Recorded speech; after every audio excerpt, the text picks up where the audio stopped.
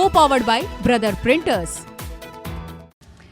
नमस्कार, मनी गुरु के आज के इस बेहद ही खास कार्यक्रम में आप सभी का स्वागत है। मैं हूं स्वाति रायना। किसी भी नए कार्य की शुरुआत बप्पा के आशीर्वाद से की जाती है और आज हम आपको बताएंगे उम्र के अलग अलग पड़ाव पर क्या हो निवेश की स्ट्रैटेजी और किन कैटेगरी और फंड से करें निवेश की शुरुआत। निवेश का श्री गणेश, ये हमारा खास कार्यक्रम आज है। हमारे साथ इस कार्यक्रम में शामिल हो चुके हैं ऑप्टिमा मनी के एमडी पंकज मटपाल और certified financial planner Poonam Rungta. Pankaj ji और पूनम दोनों का बहुत स्वागत है आज के इस खास कार्यक्रम में और आप दोनों को ही गणेश चतुर्थी के इस पावन पर्व की बहुत बहुत शुभकामनाएं देते हैं। जैसा मैंने शुरुआत में बोला कि गणपति का आशीर्वाद लेकर किसी काम का श्री गणेश किया जाता है। निवेश में क्यों ये ज़रूरी है पूनम? निवेश एक ऐसी चीज़ है ना स्वाति कि उसके बिना लाइफ में आगे आपको सक्सेसफुल होना है, आपके गोल्स अचीव करने हैं, तो उसका श्री गणेश तो सबसे ज़्यादा ज़रूरी है। और गणेश जी के साथ आती हैं लक्ष्मी जी का, साथ में नाम आता है तो लक्ष्मी तो है ही पैसे का नाम दूसरा, तो श्री गणेश मुझे लगता है कि एकदम एप्ट है निवेश का करना, तो बहुत ज़रूरी है उसका तो होना, और उसके बिना तो आप अपने फाइनेंशियल गोल्स को अचीव कर ही नहीं सकते। बिल्कुल। और पंकज जी, चाहे आप निवेश किसी भी उम्र में ही क्यों ना शुरू कर रहे हो, निवेश का अगर श्री गणेश करना है तो उसकी शुरुआत इससे पावन पर्व के से ज़्यादा हो ही नहीं सकती है। तो जो लोग अभी निवेश की शुरुआत करना चाहते हैं इस अच्छे त्यौहार से, उनके लिए दो शब्द। स्वाति जी आपको, पूनम जी आपको और हमारे सभी व्यूअर्स को गणेश चतुर्थी और गणेश उत्सव की हार्दिक शुभकामनाएं। आपने बिल्कुल सही कहा। देखिए, हम भारत में जब भी कोई काम की शुरुआत करते हैं तो हमेशा कहते हैं कि इसका श्री गणेश किया जाए, तो इन्वेस्टमेंट की बात हो या फाइनेंशियल प्लानिंग की बात की जाए ओवरऑल, तो ये सही समय है। वैसे तो हर समय सही समय होता है, बट अगर आपने कोई शुरुआत नहीं की है, अभी करनी है, या आपने जो किया है उसको और अच्छे से करना है, तो मैं कहूँगा ये बिल्कुल उचित समय है और आपको अब श्री गणेश कर देना चाहिए। श्री गणेश आपको कर देना चाहिए, चाहे उम्र का कोई भी पड़ाव ही क्यों ना हो, तो आप इस तरीके से आप निवेश की शुरुआत कर सकते हैं। आइए अब अलग अलग पड़ावों की बात करते हैं। 20 साल से अगर हम शुरुआत करें, किसी के 20 साल की उम्र से शुरुआत करें निवेश की, तो पूनम आप बताइए स्ट्रैटेजी, एक 20 साल के कोई भी निवेशक हो तो किस तरीके से वो 20s और 30s के बीच का इस पड़ाव में आप कर सकते हैं निवेश? स्वाति, 20 ईयर्स में जब कोई इंडिविजुअल निवेश की शुरुआत करना चाहता है, मुझे लगता है कि ये बहुत ही राइट एज है जब आप एक स्ट्रॉन्ग फाउंडेशन बना सकते हैं, आप आदत लगा सकते हैं सेविंग की, और एक बार सेविंग की आदत लगी तो वो आगे चल के बहुत बड़ी बात बनती है। तो 20 ईयर्स में सबसे पहले बच्चे होते हैं, 20 ईयर्स के बच्चे होते हैं, उन्हें ज़्यादा उनकी इनकम नहीं होती है, उनके एस्पिरेशंस बहुत होते हैं, तो ज़रूरत पड़ती है सबसे पहले उन्हें बजटिंग करने की। तो सभी चीज़ों की हमें आदत लगानी है जो आगे चल के प्रोग्रेस करेंगी, तो सबसे पहले बजटिंग और सेविंग की आदत लगानी है। उन्हें ये बताना है, उन्हें ये समझाना है कि आपको कम से कम 40 to 50% ऑफ योर इनकम, जो भी इनकम कर रहे हैं 20 ईयर्स में, जो भी इनकम हो रही होगी उसे आप सेव करें, क्योंकि ज़्यादा खर्च होते नहीं हैं। इंडियन हाउस होल्ड में बच्चे पेरेंट्स के साथ रहते हैं, उनके सारे खर्चे पेरेंट्स पूरी करते हैं, तो जो भी वो कमा रहे हैं और लायबिलिटीज़ होती नहीं है, तो आप सबसे पहले तो 40 से 50% अपने जो भी इनकम है उसको सेव करने की आदत डालें। उसके बाद आपने इमरजेंसी फंड्स क्रिएट करने सिखाना है उन्हें कि आप एक फ़ंड क्रिएट करें जो आपकी ज़रूरतों को, आपके फाइनेंशियल हेल्थ में डेंट ना पड़ जाए, उसके लिए रहें। उसके बाद में क्रेडिट स्कोर बिल्ड करना शुरू करना बहुत ज़रूरी है। आप एक क्रेडिट कार्ड लें और धीरे धीरे अपना क्रेडिट कार्ड के थ्रू स्कोर बनाएं और अपने सिबिल स्कोर को मेंटेन रखें, यानी अपने खर्च पे और अपनी इनकम के ऊपर एक कंट्रोल रखें, ताकि कभी भी आप अपने क्रेडिट कार्ड के बिल पेमेंट को कभी भी ऑनर ना हो, ऐसी सिचुएशन ना आए, ताकि आपका सिबिल स्कोर अच्छा रहे। उसके बाद में आपको अपने आप पे स्पेंड करना है, अपने ग्रोथ पे, अपनी एजुकेशन पे, अपने आप पे इन्वेस्ट करना है, जो धीरे धीरे आगे चल के बहुत फ़ायदे में रहेगा। उसके बाद जो है कि आप एक किसी फाइनेंशियल प्लानर की मदद से अपने गोल्स और अपनी नीड्स और अपनी वांट्स को समझ के एक अपने लिए एक पोर्टफोलियो बनाएं और उसमें फिर शुरुआत करें, क्योंकि 20 साल के इंडिविजुअल के पास समय बहुत लंबा होता है, जिसकी वजह से वो एक स्ट्रॉन्ग बेस और फाउंडेशन बनाकर करोड़ों सिर्फ अपनी इन्वेस्टमेंट से कमा सकते हैं। मतलब खुद कमाएंगे वो तो अलग है ही, मगर उनका इन्वेस्टमेंट बहुत कमाई करके दे सकता है और अपने फ्यूचर को बहुत आराम से, बहुत कम इनकम बजट से सिक्योर कर सकते हैं। बिल्कुल, तो कुछ ऐसे स्टेप्स हैं जो आप बिल्कुल अपने 20s में कर सकते हैं, स्ट्रैटेजी बना सकते हैं, जिसका जिक्र यहाँ पर पूनम ने किया, उसको ध्यान रखिएगा क्योंकि आपके पास टाइम बहुत है। तो पावर ऑफ कंपाउंडिंग और समय का आपके साथ बहुत फ़ायदा है। तो आप इस स्टेज पे जब आप अपनी प्लानिंग करते हैं तो आपको बहुत ज़्यादा कमाने का मौका मिलता है। इस पे स्ट्रैटेजी पे चर्चा करेंगे पूनम के साथ, लेकिन ज़रा 30s पर आते हैं। 30 to 40 का जो ये एज ग्रुप होता है पंकज जी, यहाँ पर जिम्मेदारियाँ कुछ जुड़ जाती है, फैमिली लाइबिलिटीज़ बढ़ जाती हैं, कुछ जो गोल्स हैं वो भी बदल जाते हैं। 30s to 40 की जो प्लानिंग है वो 20s की प्लानिंग से कितनी अलग है?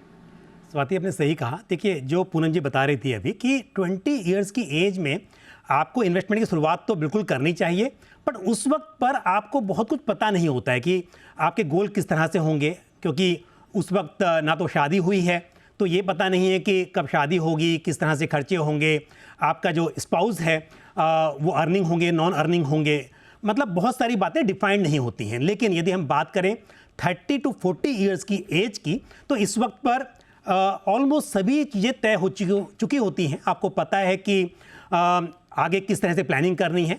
तो अब आप अपने short term, medium term, long term सभी तरह के गोल्स सेट कर सकते हैं। आपके जो खर्चे हैं, आपको आइडिया किस तरह का है, आप किस तरह का काम करने वाले हैं, वो भी सब तय हो चुका होता है। आप बिजनेस कर रहे हैं या फिर आप सर्विस में हैं, और उस हिसाब से आप आगे की प्लानिंग कर सकते हैं। तो मतलब कि आपके गोल डिफाइन हो सकते हैं यहाँ पर, और उस हिसाब से आप तय कर सकते हैं। दूसरी बात यह, देखिए 30 इयर्स की एज में जैसे भी आपको पता है कि आपका कितना एक्सपेंस अभी हो रहा है, उसके हिसाब से आपको कितना पैसा जुटाना चाहिए इन्फ्लेशन के हिसाब से रिटायरमेंट के लिए, या हो सकता है कि आपके ऑलरेडी बच्चे हैं तो उनकी एजुकेशन के लिए, शादी के लिए, जो हम इंडिया में अक्सर प्लानिंग में इंक्लूड करते हैं, उसमें कितना खर्चा हो, इंश्योरेंस की बात हो। फिर आपको पता है कि यहाँ पर यदि फैमिली है तो आपको टर्म इंश्योरेंस भी लेना है, जो कि 20 इयर्स की एज में शायद आपको नहीं पता कि आपके ऊपर कौन डिपेंडेंट है, कैसे रहेगा, तो ये भी बात तय हो जाती है।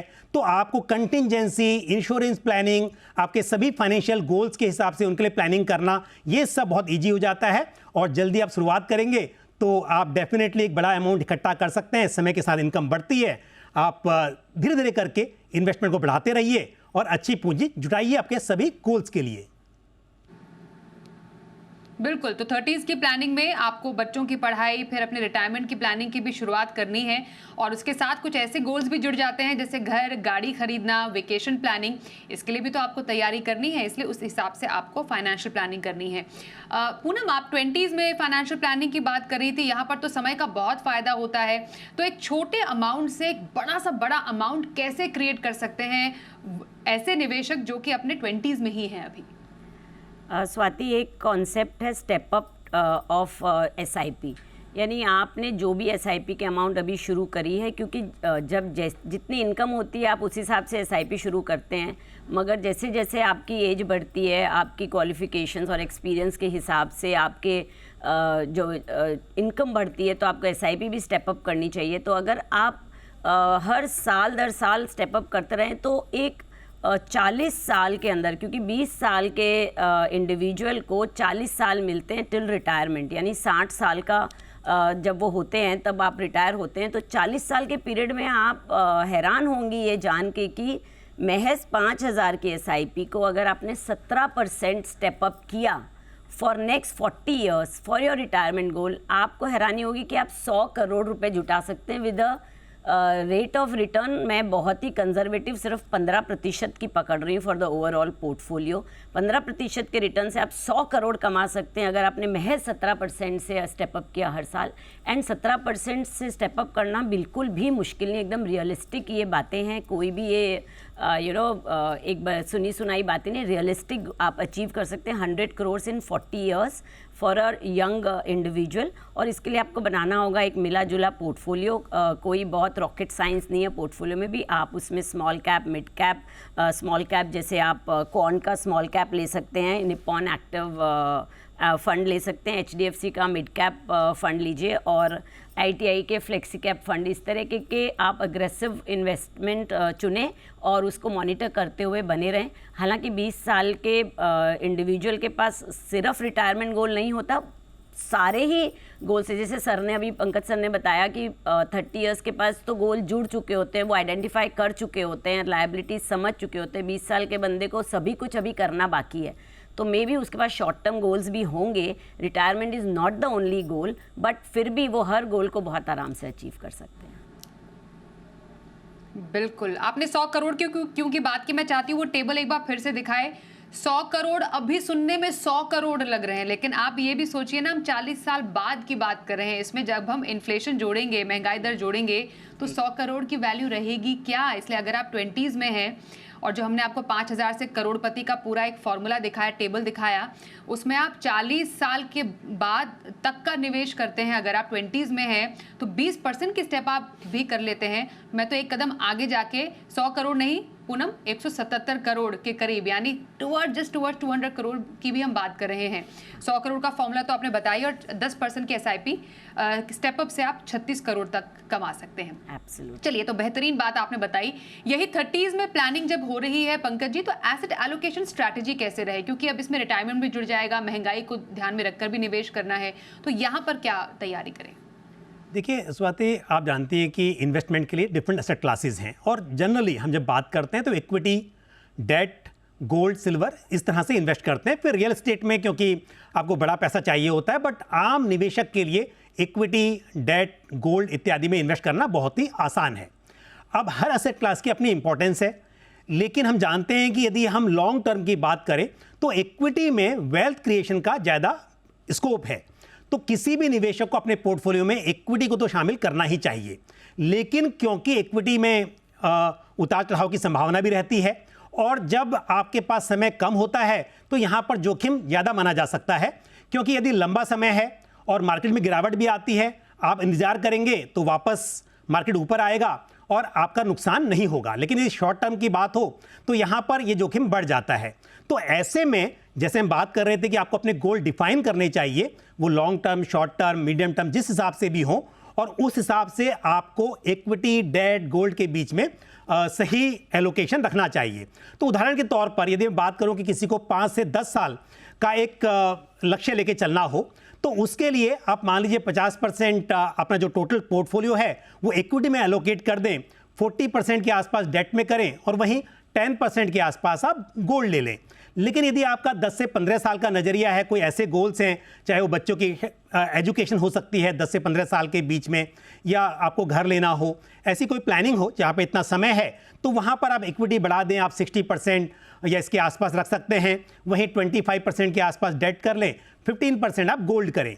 बट जब बात हो लॉन्ग टर्म की, जहाँ पर आपके पास बहुत लंबा समय हो, 15 साल, 20 साल, स्पेशली इस टाइम की बात करें तो ये बच्चों की एजुकेशन भी हो सकती है, या बच्चों की शादी है, रिटायरमेंट है, इस तरह के गोल आपके लॉन्ग टर्म गोल होते हैं यदि आप 30 की एज में शुरुआत कर रहे हैं। तो यहाँ पर मेरा सजेशन है कि आप यहाँ जोखिम ज़्यादा ले सकते हैं।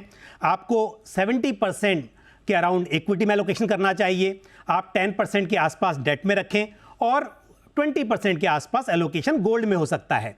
और जब आप अपने गोल के करीब हों, जब आपको पता है कि कुछ साल बचे हैं गोल अचीव करने के लिए, तब आप धीरे धीरे करके इक्विटी में एलोकेशन कम कर दें और अपने डेट जो प्रोडक्ट्स हैं या हाइब्रिड हैं उस तरह के स्कीम्स में, उस तरह के प्रोडक्ट्स में एलोकेशन बढ़ा लें। तो शुरुआती दौर में यदि लंबा समय है, इक्विटी में आपको इन्वेस्टमेंट जरूर करना चाहिए, इससे आपको ज़्यादा वेल्थ क्रिएशन में मदद मिलेगी। बिल्कुल, और थोड़ी लिबर्टी लेके पंकज जी, क्योंकि आपने हमें दिया भी था अपने पसंदीदा फंड, आपके पसंदीदा फंड भी हम साथ साथ चला रहे हैं जब आप पूरी स्ट्रैटेजी बता रहे थे, जिसमें ICICI Pru multi asset fund, HDFC flexi cap fund आपका पसंदीदा फंड है, महिंद्रा मैन्युलाइफ, कोटक मल्टी और Motilal Oswal mid cap fund, ये आई एम श्योर आपके पसंदीदा फंड है। एक ब्रेक के लिए रुकते हैं, ब्रेक के बाद प्लानिंग इन 50s और रिटायरमेंट के बाद की प्लानिंग पर भी करेंगे चर्चा।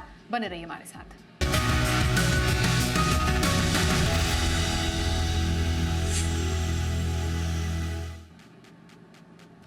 गणपति उत्सव पर निवेश का श्री गणेश हम करा रहे हैं। हमारे साथ है पंकज मटपाल, पूनम रूंगटा। पंकज जी, अब ये ज़रा समझाइए। इनफैक्ट पंकज जी से पहले मैं आ रही हूँ पूनम के पास, और पूनम से समझना ज़रूरी है कि 50 साल 50 to 60 तक की स्ट्रैटेजी कैसी रहे, और यहाँ पर स्टेप अप की जो गणित है जो आपने 20s में बताया था, यहाँ कितना बदल जाता है?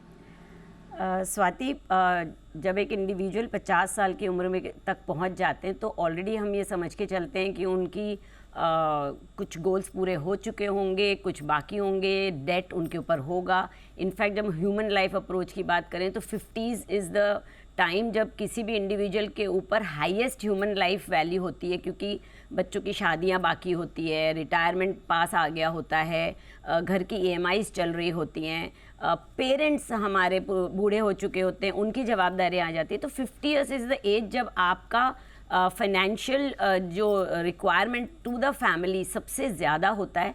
तो आपको उस वक्त एक बैलेंस अप्रोच रखनी चाहिए और अपना जो भी कमाया हुआ पैसा है, जो कैपिटल है, उसको प्रिजर्व करने की तरफ हम प्लानिंग करते हैं नॉर्मली। और जो भी हमारी एग्जिस्टिंग इन्वेस्टमेंट्स है और जो उसके साथ जो हम अलाइन करते हैं हमारे गोल्स, वो बहुत क्लियरली डिफाइंड होने चाहिए। और एग्जिस्टिंग इन्वेस्टमेंट्स के साथ साथ, जैसे सर ने अभी बहुत अच्छे से एसेट एलोकेशन की बात करी, हमें अपने एसेट्स को उस तरह एलोकेट करना है कि हमारा कैपिटल भी सेफ रहे और साथ ही हमारी ग्रोथ भी हो, इन्फ्लेशन की जो हमने बात करी उसके तहत। तो हमें इवैल्यूएट करना होगा सबसे पहले हमारी करंट सिचुएशन को, और उसके बाद जो अवेलेबल फंड्स हैं उसको प्रॉपरली एसेट्स में एलोकेट करना होगा। साथ ही हमें उस वक्त हमारी हेल्थ और लाइफ इंश्योरेंस भी सही और अप्रोप्रिएट है कि नहीं, वो देखना बहुत ज़्यादा ज़रूरी है, क्योंकि जो बढ़ती हेल्थ केयर की कीमतें हैं उस हिसाब से अपने को हर तरह से तैयार रहना चाहिए। उसके बाद में हमारी रिस्क टॉलरेंस क्या है, क्योंकि हमने पहले 20 साल के इंडिविजुअल की बात करी तो वो तो फुल ऑफ रिस्क टेकर होते हैं, मगर 50 इयर्स तक आते आते आपकी रिस्क टॉलरेंस कहाँ पे है वो समझना बहुत ज़रूरी है। उसके बाद हम अपनी जो भी एस्टेट प्लानिंग है, यानी विल जो हम बनाएंगे कि हमारे बाद हमारा पैसा किस तरीके से डिवाइड हो, वो भी 50 साल तक पूरा हो जाना चाहिए। वो सब पूरा जब हो जाएगा और आपको हर गोल आइडेंटिफाई होकर, जिसे हम स्मार्ट प्लानिंग कहते हैं, यानी स्पेसिफिक, मेजरेबल, अटेनेबल, इस तरीके से हमारे गोल्स हमें आइडेंटिफाई हो जाएंगे। उसके बाद मुझे लगता है किसी प्रोफेशनल से मिलके एक बैलेंस अप्रोच का पोर्टफोलियो बनाना चाहिए, जिसमें इक्विटी और हाइब्रिड, जैसे हमने एसेट एलोकेशन की सर ने बात की, वो मिला जुला एक पोर्टफोलियो होना चाहिए at the age of 50। Okay, कुछ कैलकुलेशन जो आप बताने वाली थी कि यहाँ पर स्टेप अप स्ट्रैटेजी कैसे काम करती है अलॉन्ग विद योर पसंदीदा फंड्स। सो आई थिंक ये 100 करोड़ के फार्मूला वाला जो कैलकुलेशन है वो बहुत अट्रैक्टिव है, बट जब आप एज 50 में पहुँच जाते हैं तो गाड़ी थोड़ी आगे निकल चुकी होती है, बट ऐसे नहीं है कि आप उसे पकड़ नहीं सकते।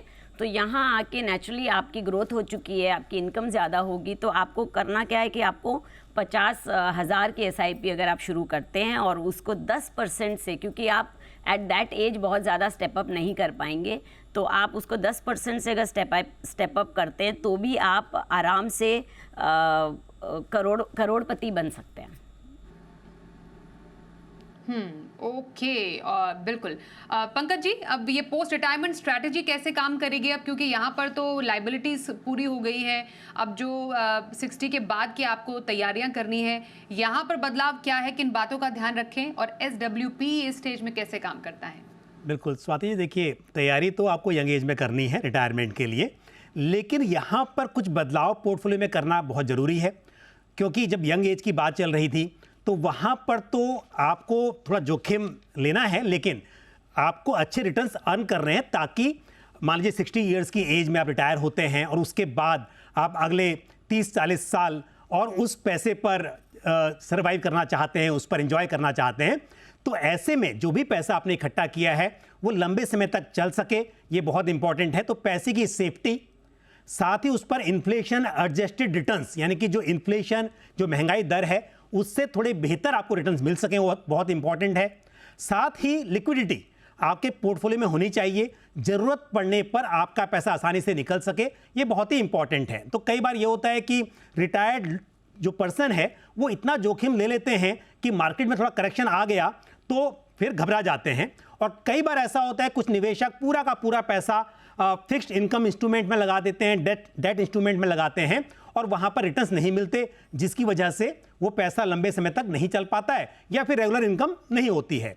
तो ये ध्यान रखिए कि आपके पास कुछ फिक्स्ड इनकम इंस्ट्रूमेंट भी होने चाहिए, यानी कि जैसे कि गवर्नमेंट की कुछ स्कीम्स हैं, जैसे सीनियर सिटीजन सेविंग स्कीम है, उसमें आप इन्वेस्ट कर सकते हैं। लेकिन उसके साथ साथ आपको कुछ म्यूचुअल फंड्स, चाहे वो प्योर इक्विटी फंड ना हो, हाइब्रिड स्कीम हो सकती हैं, वो आपको अपने पोर्टफोलियो में शामिल करनी चाहिए। और आपने बात की SWP की। SWP एक बहुत ही अच्छा जरिया है अपना कैश फ्लो मैनेज करने के लिए और रेगुलर इनकम पाने के लिए, क्योंकि लमसम पैसा जो भी आपने इकट्ठा किया है, पहले से इकट्ठा किया है या रिटायरमेंट बेनिफिट के रूप में आपको एम्प्लॉयर से मिला है, उस पैसे को आप इन्वेस्ट कीजिए और फिर वहाँ से आप डिसाइड कीजिए कि रेगुलरली आपको कितना पैसा विड्रॉ करना है, कितना लगने वाला है। लेकिन हाँ, एक बात ध्यान रहे कि आप जो विड्रॉ कर रहे हैं वो थोड़ा कम हो स्टार्टिंग में, ताकि समय के साथ जो बाकी अमाउंट है वो बढ़ता भी रहे और समय के साथ आप ज़्यादा पैसा विड्रॉ कर पाएँ और आपका पैसा सुरक्षित भी रहे। यदि विद योर परमिशन मैं स्कीम ही बता देता हूँ थोड़ी सी कि कौन सी स्कीम आपके लिए सूटेबल रह सकती हैं। यहाँ पर भी ऐसा नहीं है स्वाति जी कि एक ही स्कीम में पूरा पैसा आप इन्वेस्ट कर दें और फिर वहाँ से इमीडिएट विड्रॉ कर लें। आप कुछ कंजर्वेटिव हाइब्रिड फंड को अपने पोर्टफोलियो में शामिल कर सकते हैं, कुछ आपके डायनेमिक एसेट एलोकेशन फंड भी हो सकते हैं और इक्विटी सेविंग्स फंड भी हो सकते हैं आपके पोर्टफोलियो में। तो जैसे कोटक इक्विटी सेविंग्स फंड है, SBI कंजर्वेटिव हाइब्रिड फंड है, आप इसमें पैसा इन्वेस्ट करके इमीडिएटली आप SWP शुरू कर सकते हैं। और कुछ पैसा आप इस तरह के फंड जैसे कि ICICI prudential asset allocator fund है, महिंद्रा मेनुलाइफ बैलेंस एडवांटेज फंड है, साथ ही HDFC बैलेंस एडवांटेज फंड है, इन स्कीम में पैसा इन्वेस्ट करें और 3 साल 4 साल के बाद इन स्कीम से आप SWP शुरू करें। तो इस तरह से पैसों को म्यूचुअल फंड में इन्वेस्ट करें और वहां से आप रेगुलरली पैसे विड्रॉ करते रहें, ताकि लंबे समय तक आप अपनी लाइफ उन पैसों से एंजॉय करें।